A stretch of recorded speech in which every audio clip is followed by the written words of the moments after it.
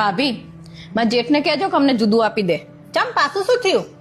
શું થયું નહીં, હું જેટલા ટાઈમથી તમને કહેવા માંગુ છું પણ મને એમ થાય કે કોણ કે તો આજ તો મારે હે ને એવું થયું કે આજ કહી જ દેવું મારે. પણ ના રે ના, કોક તો થયું હશે. આટલા વર્ષ સુધી ભેગું ચાલ્યું ને હવે અચાનક તાર ચમ જુદું લઈ લેવું?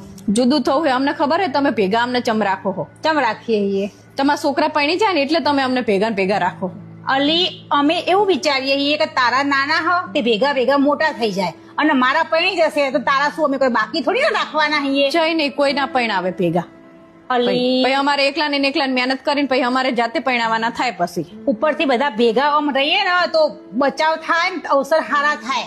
એવું કરીને જ તમે આટલા વર્ષ સુધી કાઢ નાખ્યા. નક્કી તને કોકે ચડાઈ લાગે? કોઈ નહીં ચડાઈ. તો પછી આટલા વર્ષમાં હવે તને ચમ આવું યાદ આવ્યું? યાદ જ આવે ને, અમારે જાણે છે બહાર જવું હોય તો તાણે અમારે તમને પૂછીને જવાનું, તમારે જાણે જવું હોય તાણે તમે હેરતા થઈ જાઓ.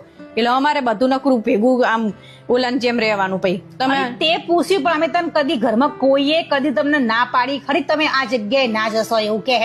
ના નહીં પાડી, પણ મારે હે ને સ્વતંત્ર રહેવું હોય. જો હું તમને ચોખ્ખું કહી દઉં. એ ભાવેશબેન પૂછ્યું? નહીં પૂછ્યું તો હું કહી દઈશ એમને. જાણે હોય તાણે એમની જ બીવરાણી બતાવતા હોય મને. બે ભાઈઓને નહીં થવું જુદું ને તાર જ જુદું થવું હોય. મારે થવું હોય કહી દેજો એમને. હા તે હું પૂછી જોઈશ, ભાવેશબેન પૂછીશ, બધાને પૂછીશ પછી તને જુદું